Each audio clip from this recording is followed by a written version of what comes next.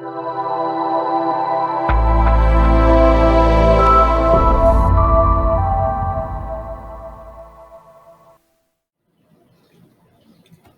back, everyone, to the eCoreAcademy e-learning platform. Today, my name is AJay, back with an anatomy and physiology video for you all. And I know it's been a very long time since we posted back on the anatomy and physiology video, on the anatomy and physiology playlist and our anatomy and physiology course, but it feels good to get back with the anatomy and physiology role. And I just wanted to cover some closing parts of our integumentary system. So I've posted majorly about the integumentary system, if you haven't already noticed. And the integumentary system is one of my specialties when it comes to systems overall for anatomy and physiology. So this is one of the ending lessons for it, or as you moved on from the functions of the integumentary system to the properties and the molecular as well as layered levels of the integumentary system as a whole, all of its parts. Now we're going to move into different occasions and occurrences with the integumentary system, and a very important part of that, and a very important part in anatomy and physiology for all of you doctors out there. It's basically diseases of the integumentary system and diseases of any system. It's very important that you go over those different topics because those are very reoccurring issues. And as a doctor, your main purpose is to try and help cure, form some kind of operation, and these diseases and orders of the integumentary system, likewise to any system, are going to be a major factor that's going to affect you in your job. So this is diseases of the integumentary system, and this is part one of this. And let's get right into it. So let's look at the theme and purpose of today's lesson, and that is going to be identifying what are the various different diseases and, of course, disorders. Disorders are a subset of diseases. So what are the various different diseases of the integumentary system, and what are their effects on the body? So we're going to be identifying these integumentary system diseases and the different side effects that they kick in on the human body. All right, let's jump right into it. So let's look at burns and their different types. So burns are disorders of the integument, which is basically any form of skin, hair, and nails. So it's disorders of the integument caused by exposure to intense heat, radiation, electricity, or friction. So I'm sure many of you have already heard of what burns are in general. So a burn is basically when you make contact with an extremely hot surface and your skin has some sort of response mechanism to that. And it's going to be a natural response, not going to be triggered by the body. It's something that's considered by an exterior force. So say, for example, you're taking your hand and you're going to stick it in a scalding hot pot of water that's way too much for you to handle. So it's going to damage your integument. So on your hand, it's going to include your nails and and the skin on your hand, depending on where you're making contact with it. And because you're exposed to intense heat, your hand is actually going to start to burn up. So that means you're going to start to get this this giant redness or some kind of swelling in your hand, and your skin is just going to be completely messed up. And depending on the level of your burn, you'll have different symptoms and side effects and severities to what actually happens to your skin. So burn appearance and treatment varies greatly depending on how deeply the skin was burned, which is all about the type of burn and the depth of the burn. And burns are classified into degrees. So you have first degree, second degree, and third degree, and it ends there. Because by the time you do that, by the time you get past your third degree burn, you're actually just going to be tearing up flesh. So that's not technically a part of the integument. That's even further, and that's brutality at the end of that. So this is an example of a burn. So before I just want to be apprehensive. Before I switch and look at this picture fully, I just wanted to give a disclaimer. For the next couple burn slides, every section that you see that has burns on it, I will be showing an image of a burn and that specific classification of a burn. It's not necessarily that bad, but it can be a bit, disturbing to some viewers. So I highly recommend if you are not if you get a bit queasy at this stuff, that you skip over what I'm about to show you. And that's only for the burns. Everything else will be fine. It's just steady pictures. Nothing else will be very exposing of it. Just make sure you skip the burns pictures. They're not as important, but I just want to give you a visual of that. But please make sure to skip it if you get queasy at certain things and if you just don't like this gore and things like that. It's not heavy gore, but if you're very sensitive to that stuff, I recommend that you skip. So just warning, I'm going to be switching to it now. All right, so this is an example of a burn. As you can see, there's definitely redness on the hand, in the center of the hand right here. And in the center, you can see these little divots here, and that's the little craters formed by the heat, damaging the skin in general.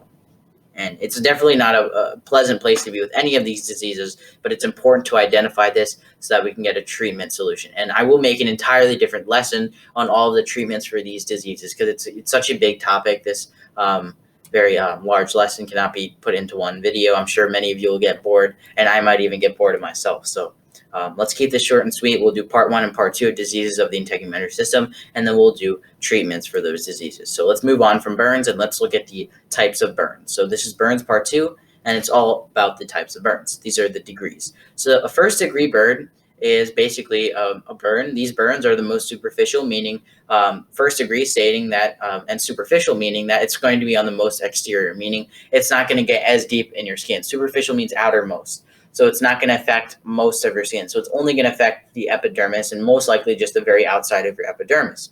And it's not as, catastrophic. It's a first degree, so it's a first step.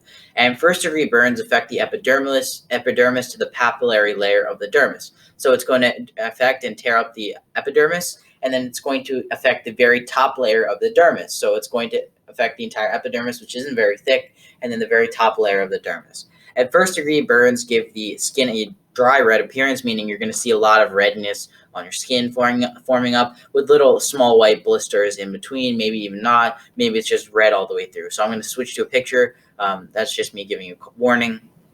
All right, I'm going to switch to the picture now. So the picture here, as you can see, it's just redness on the hand. Sometimes you can get blisters like I showed you in the first burn slide, but yeah, it's very simple. First degree burn, very simple. Many of you have probably heard of these in health class itself. I'm just going to be taking this a little bit further and with more specifics to the integumentary system. So that's a first degree burn, less severe. And it's superficial, most superficial. So burns part 3, this is going to be second degree burns. And second degree burns, these burns destroy most of or all of the epidermis, basically burning through it, entirely damaging it, and it involves all layers of the dermis. So what that's basically doing is it's wiping out the dermis entirely, burning straight through it and taking out any of that dermis on the contact spot of the heat or radiation point.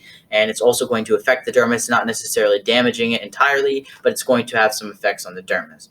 So second degree burns are pink or red and cause the involved skin to look shiny and wet. So what happens is you're basically taking all of these nutrition, you're dripping off the epidermis, and you're basically seeing the softer and moisturized layer of the inside, and it's going to dehydrate slowly, and it's going to start to dry out, and that's where you really feel the pain in your dermis. And the sensation in tissue with a secondary burn is weakened, meaning your sensory receptors, meaning your feel in that certain area, it's not going to be as heavy as your pain receptors. So every single slightest touch will be extremely filled with pain, but not necessarily to heat and other factors as such. So then again, warning, I'm going to be switching to the picture now.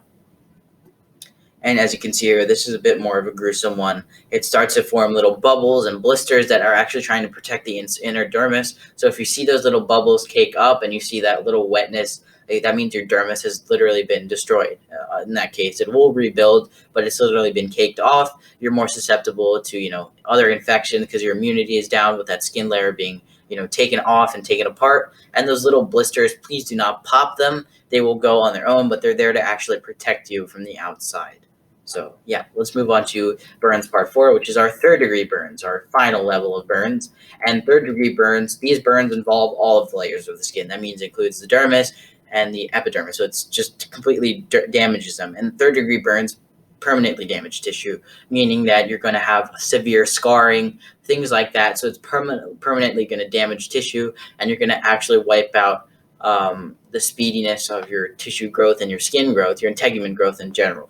So it's a very catastrophic almost, and it's very painful. You can get serious infections. That's why you have to clean out these wounds as fast as possible. And these burns actually have a charred black or brown appearance. That's literally as if your skin has been turned to ash and it's been just basically all gone. And the tissue involved in a third degree burn often must be amputated. That means it's a lot of dead tissue that you have to take out, which will give you infection. And notice how I'm saying tissue here. So we've literally gone through all of our skin layers, and we're literally in the subcutaneous layer. So just to give you an example here, if you're looking at this skin layer here, this is our epidermis right here. So this is our epidermis. I'll write that here. Epidermis. this is our dermis.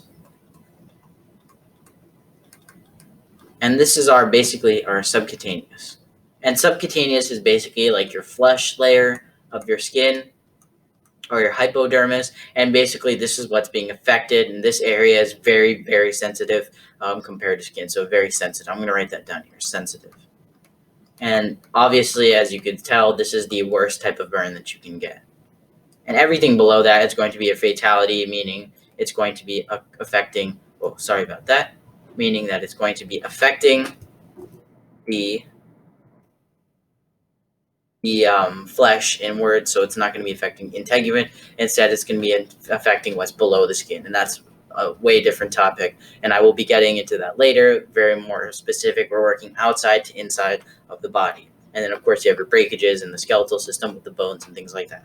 So now that we've cleared up burns, we don't have any of those, disturbing pictures now. We're going to move into these little disorders and diseases that we have here. So let's look at skin reactions, this little subset that I have here for you.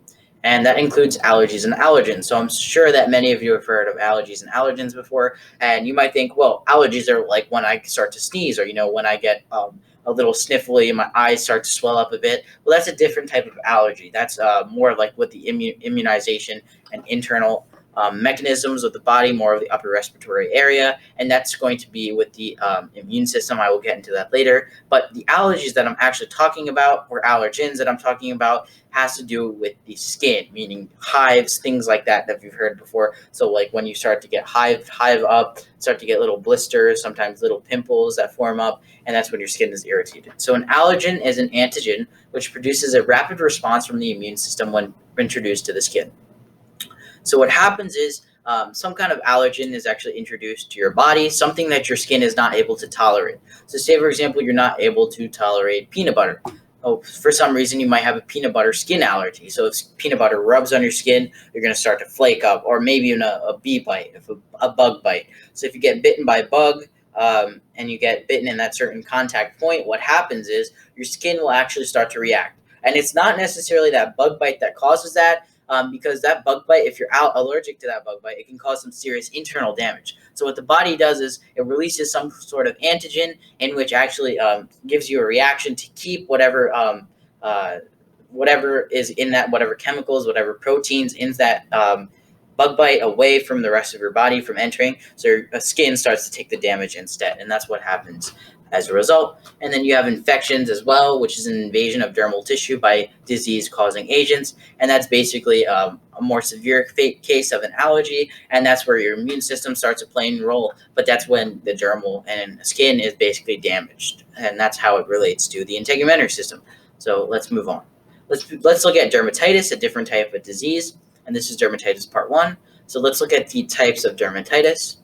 Dermatitis, which is yet another disease of the integumentary system, is an inflammation of the skin due to a variety of factors. So that's basically when your skin just gets irritated, and it's not necessarily just an exterior factor. Like a burn is your body is just basically something's taken off of your skin, something's ripped off of your skin, and that's why your skin is going to react. But a dermatitis is basically more like the body's reaction to certain proteins and minerals and other types of acids, things like that occur on your skin, and that it reacts in order to keep it away from entering the skin. So this is your body's reaction, and it's more of an internal and external effect that it gives off.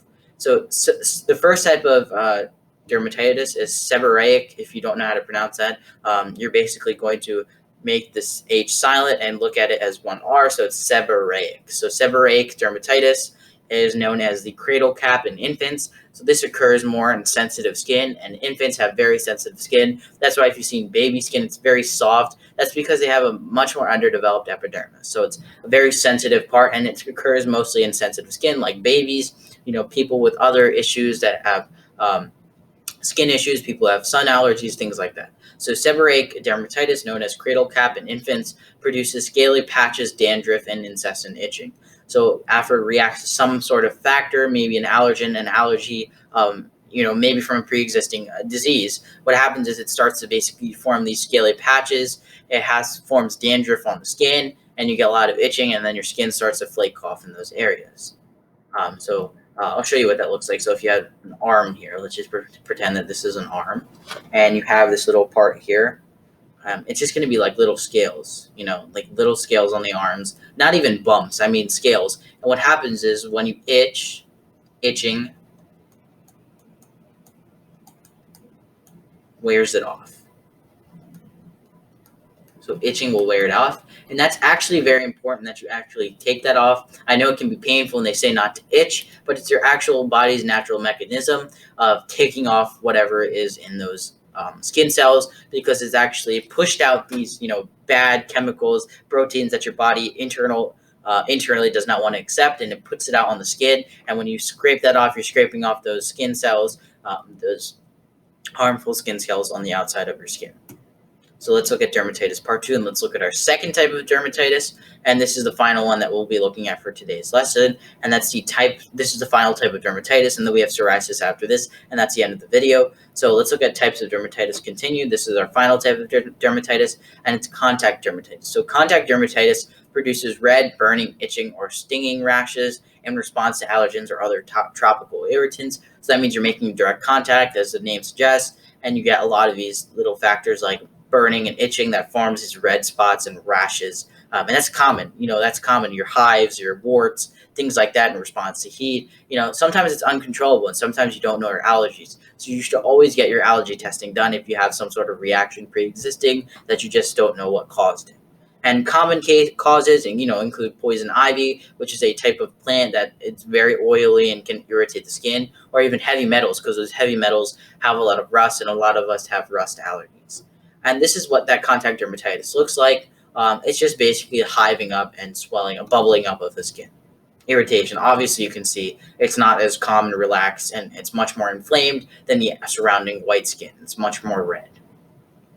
Let's look at psoriasis. We have 2 different types of psoriasis I'm going to be mentioning today. So that's psoriasis part, or I think I do mention only one today, but there are more types of psoriasis, and I will go into that in the part 2 video. But this is psoriasis part 1. So let's look at the types of psoriasis. So psoriasis is a condition resulting in red, flaky patches on the skin. So that's after the skin gets irritated, or you have some sort of interior effect in which the skin basically gets all flaky in patches, and it starts to wear away very quickly. And psoriatic arthritis can also be considered a variation of this order. So where arthritis occurs, you can also see the exterior effects of arthritis, and arthritis affects the joints. And that's a completely different lesson. I'll get into that in our skeletal system video. So many cases of psoriasis are hereditary.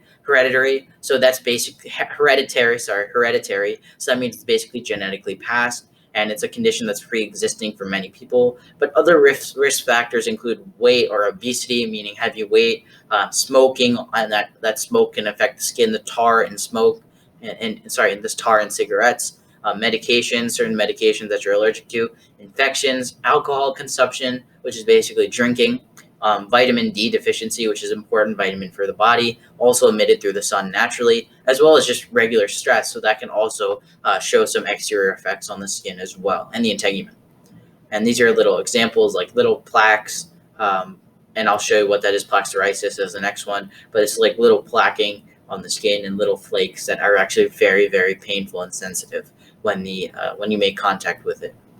Finally, for our last slide, we're going to look at the type psoriasis continued, and this is the plaque psoriasis. So this is the main one, the most common type of psoriasis, and this is the last one we're going to be focusing on today. But we do have many more types of psoriasis and different types of treatments for those psoriasis. So the most common type of psoriasis is plaque psoriasis, and it appears as raised red scaly patches on the skin. And these scales have well-defined edges, meaning you can see regular uninflamed skin when compared. So like this, you can see uninflamed skin right here, and you can see it's definitely changing into this much more rugged terrain of your affected skin by psoriasis, plaque psoriasis specifically. And these scales have well-defined edges and are most often found on the outside of knees and elbows. So these are like your contact points. That's why your elbows and knees often are different colors, because they're the hinge joints where a lot of stress is added through the bone, and your contact points, say for example, with the ground and table or surfaces. and the scalp, which is the top of the head, where you actually have a lot of itching and a lot of covering, and it's also coming into direct contact with the sun and lighting above the lower back, the face, and the palms of the hands, as well as the soles of the feet. So this is something that goes very deep, and to even affect the palms and the soles of the feet, palms of the hand and soles of the feet, that's very thick skin. That's your thickest skin of the body, and that's very hard to penetrate. But yeah, it can provide such a brutality. So basically, where you have such really hard skin, which is like on the bottom of your feet, like your heel area, that's a bunch of dead skin. But it can also be caused by psoriasis. So you should always figure out your differentiation between the two, because psoriasis needs to be treated or it can get worse, and it can actually spread. Unlike many other integumentary diseases, psoriasis does spread throughout the body. So make sure you discover whether or not it's psoriasis or not, and get immediate treatment. And I will show you what that is. That can include some kind of topical creams and things as such. So so we'll address that in a later video. But for now, guys, that's the end of today's video. I hope you guys enjoyed. This has been the eCoreAcademy e-learning platform today. I hope you guys enjoyed. Please like and subscribe down below. Make sure to visit our website at eCoreAcademy.org. We have all of our videos and unlocked access to all of our integrated notes, quizzes, and worksheets that go along with each and every video, organized into core studies with all of our help pages, assisted links, you name it. Everything is there. And all you need to do is make an account. We'll add directions in the description below. We'll give you our link there, as you can see here too. And you can just make an account for free, and you can get full unlocked access to everything that we have to offer for you. And also email us at eCoreAcademy@gmail.com. This is also available, as well as all of our contact information, fully at our website at eCoreAcademy.org. But you can always feel free to email us at eCoreAcademy@gmail.com. We'll try our best to get back to you if you just want to reach out or if you have any questions. Please make sure to visit all of our socials in the description box down below. We have all of our links there to our Facebook, Twitter, and Instagram pages. Please make sure to drop a follow us down there, and look at all of our interesting content, all of our side posts. Apart from strict curriculum, strict YouTube videos, we have these different content, different graphics that we add there. So please make sure to check that out, and help support us by sharing these videos to those who might need help, and that'll do us a great help. And thank you guys for the 1,000 subscribers yet again. We really are glad that we got that, and that's all thanks to you guys. So we'll celebrate that together. So thank you guys. I hope you guys enjoyed, and I will see you guys in the next one. Peace.